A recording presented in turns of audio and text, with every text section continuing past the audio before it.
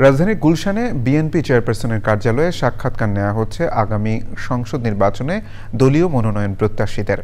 বুধবার কিশোরগঞ্জ ১ ও ২ আসনে মনোনয়ন প্রত্যাশীদের সাক্ষাৎকার নেন বিএনপির স্থায়ী কমিটির সদস্য সালাউদ্দিন আহমেদ সহ ময়মনসিংহ বিভাগের সাংগঠনিক সম্পাদক ও পার্লামেন্টারি বোর্ডের সদস্যরা। এ সময় নির্বাচনে ঐক্যবদ্ধভাবে কাজ করার পরামর্শ দেওয়া হয় বলে জানান মনোনয়ন প্রত্যাশীরা। মইনুল হাসানের রিপোর্ট। অক্টোবরের মধ্যে জাতীয় নির্বাচনে প্রার্থী চূড়ান্ত করতে মনোনয়ন প্রত্যাশীদের সঙ্গে বৈঠক করেছে বিএনপি। পূর্ব নির্ধারিত সময় অনুযায়ী গুলশানে দলের চেয়ারপারসন কার্যালয়ে হাজির হন কিশোরগঞ্জ ১ ও ২ আসনের মনোনয়ন প্রত্যাশীরা। মনোনয়ন পেলে জয়ের ব্যাপারে আশাবাদী জানান সাক্ষাৎকার প্রদানকারী নেতারা। আমি শতাধিক মামলা খেয়েছি, 10 বছরের সাজাপ্রাপ্ত হয়েছি, জেল খেটেছি বছরের পর বছর। আর আমার পাবলিকের সাথে সম্পৃক্ততা ছিল।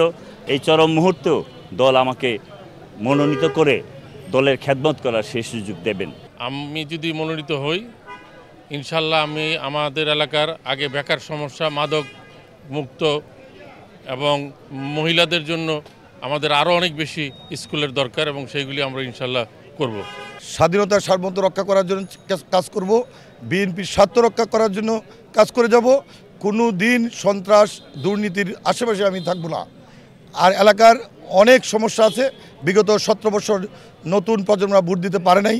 আগামী সংসদ নির্বাচনে আমি দলীয় প্রার্থী হলে, যদি দলীয় মনোনয়ন পাই, তাহলে আমাদের যে নির্যাতিত সহকর্মীরা তাদের মূল্যায়ন হবে। যাতে বেকারত্ব দূর করা যায় সেই জন্য আমার বহুবিধ পরিকল্পনা রয়েছে।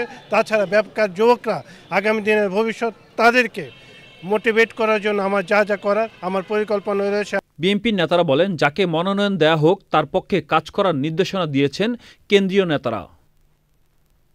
Moinul Hasan, channel I, Dhaka.